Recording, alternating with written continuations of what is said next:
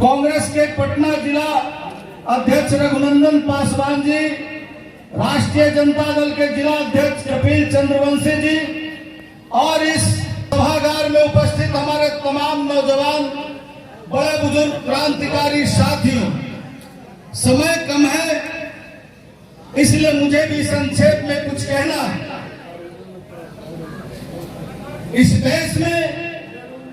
आपको तय करना है, एक धारा मान सम्मान का,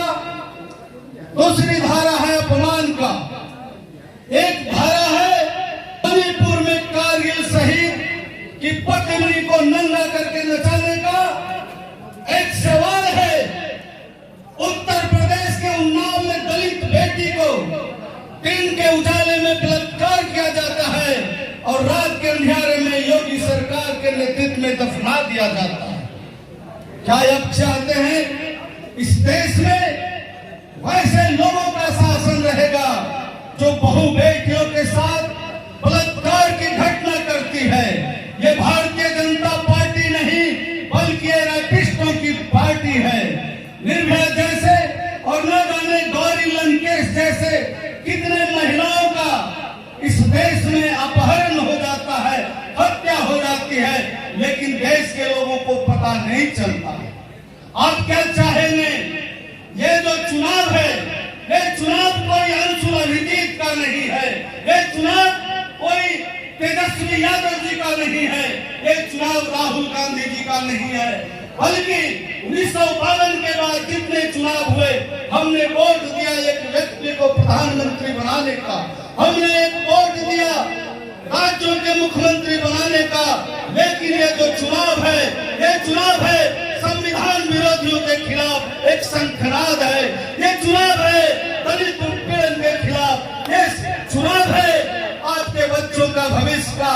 देश का शासक वर्ग, देश के जो निकम्मे लोग हैं, जो परजीवी लोग हैं, मोहन भागवत जैसे लोग देश का संविधान बदलने की बात करता है। बाला साहब अम्बेडकर के अरमानों को गला घोटना चाहता है, गांधी के हत्यारों को महिमा मंडित करना चाहता है, नेहरू के सपनों को, भारत को तोड़ना चाहता है, लालू प्रसाद जी के अरमानों को कुचलना चाहता है, कर्पूरी ठाकुर, जननायक, लोकनायक जयप्रकाश नारायण के विचारों को तिलांजलि देना चाहता है। इसलिए अगर आपको इस देश से मोहब्बत है, अपने आप से मोहब्बत है, अपने बच्चों से मोहब्बत है, अपने संविधान से मोहब्बत है, तो जो चुनाव हो रहे हैं निश्चित तौर पर सारे मतभेदों को भूलकर हमारा जो नौजवान और इनसे के मुहताज नहीं, देश का दलित उप प्रधानमंत्री बाबू जगजीवन राम जी के नाती और लोकसभा की अध्यक्षा रही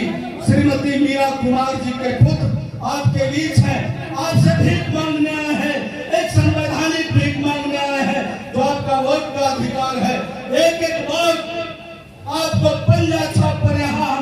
पंजा चुनाव है इंडिया गठबंधन का, इसलिए हम आपसे निवेदन करते हैं, अपने भाइयों से निवेदन करते हैं, सुदूर जो इलाका है, दियारा का इलाका है, अंशुल जी आपका इलाका है, और इन गांवों में भी जाने का काम करिए। मैं जानता हूं कि एक सांसद का चुनाव लड़ने वाला व्यक्ति हर गांव में हर व्यक्ति से नहीं मिल सकता,